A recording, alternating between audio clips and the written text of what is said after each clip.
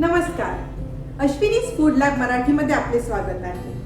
प्रत्येक मराठी घरात पोहे हे एकदम आवडीने खाल्लेला जाणारा नाश्त्यातील पदार्थ आहे. महाराष्ट्रातील वेगवेगळ्या भागात वेगवेगळ्या पद्धतीने पोहे बनवले जातात. तर आज आपण बघूया बटाटे पोहे कसे बनवायचे ते. 4 प्लेट पोहे बनवण्यासाठी इथे मी जवळजवळ 3 वाट्या जाड पोहे घेतले आहेत. त्याला आधी आपण धुवून घ्यायचे आहे. पोहे अशा पद्धतीने व्यवस्थित पाण्यात धुवून घेतल्यानंतर त्यातील आपण पाणी काढून घेऊया. पोह्यातील पाणी पूर्ण झिरपू द्यायचे आहे. त्यानंतर पोहे एका पातेल्यात काढायचे आहे आणि त्याला झाकून ठेवायचे आहे. असे केल्याने पोहे पाणी ॲब्झॉर्ब करून घेतात आणि नरम होतात. आता एका कढईत आपण 4 ते 5 टीस्पून तेल गरम करूया.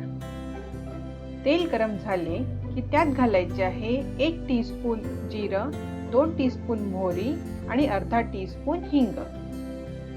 हे सगळे एकदा मिसळून घ्यायचे आहे.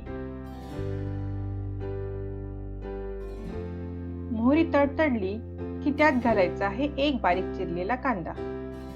कांद्याला एकदा तेलात थोडं परतून घेऊया. त्यानंतर त्यात घालायचे आहे 2 ते 3 हिरव्या मिरच्या आणि थोडा कढीपत्ता. आता आपल्याला कांदा नरम होईपर्यंत थोडा वेळ त्याला शिजू द्यायचे आहे. इथे आपल्याला कांदा फक्त नरम होईस्तरच शिजवायचे आहे, त्याला ब्राऊन करायचं नाही आहे. कांदा ब्राऊन झाला तर त्याची एक कडू टेस्ट आपल्या पोह्याला येईल.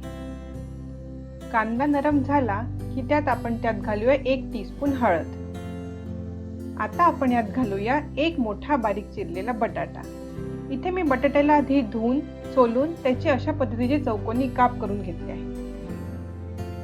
आता गॅस बारीक करून कढईला झाकून आपण याला शिजू द्यायचं आहे. बटाटा शिजायला जवळजवळ 2 ते 3 मिनिट लागतील. अधूनमधून तुम्ही कढई उघडून बघा, बटाटा पण जळायला नको आहे.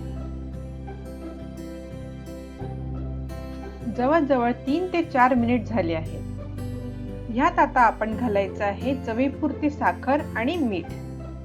मीठ आणि साखरेचे प्रमाण तुम्ही तुमच्या चवीप्रमाणे ऍडजस्ट करा. पोह्यात साखर आणि मीठ व्यवस्थित मिक्स करून घ्यायचे आहे. आता आपले बटाटे पण शिजले आहे का बघूया. बटाटे पण शिजले आहेत. आता ह्यात आपण आपले पोहे मीठ साखरेचं मिक्सचर घालून व्यवस्थित पुन्हा एकदा मिक्स करून घ्यायचे आहे.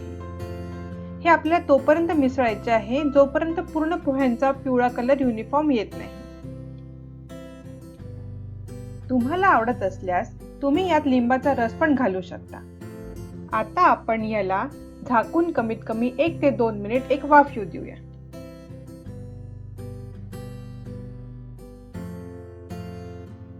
आता आपल्या पोह्यांना एक वाफ आली आहे आणि गरमागरम पोहे तयार आहेत. गार्निशिंग साठी बारीक चिरलेली कोथिंबीर आणि ताजं खोवलेलं खोबरं घालायला अजिबात विसरू नका. हे बटाटा पोहे तुम्ही गरम गरमच सर्व करा. जर तुम्हाला थोड्या वेळाने पोहे खायचे असतील तर कढईत जरासं पाणी शिंपडून पोहे गरम करा आणि मग खा.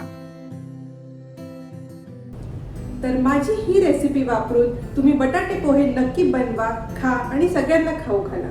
आणि कमेंट बॉक्समध्ये मला सांगा की तुमचे बटाटे पोहे कसे झाले. जर तुम्हाला माझा हा व्हिडिओ आवडला असेल तर लाईक, शेअर आणि सबस्क्राईब करायला विसरू नका.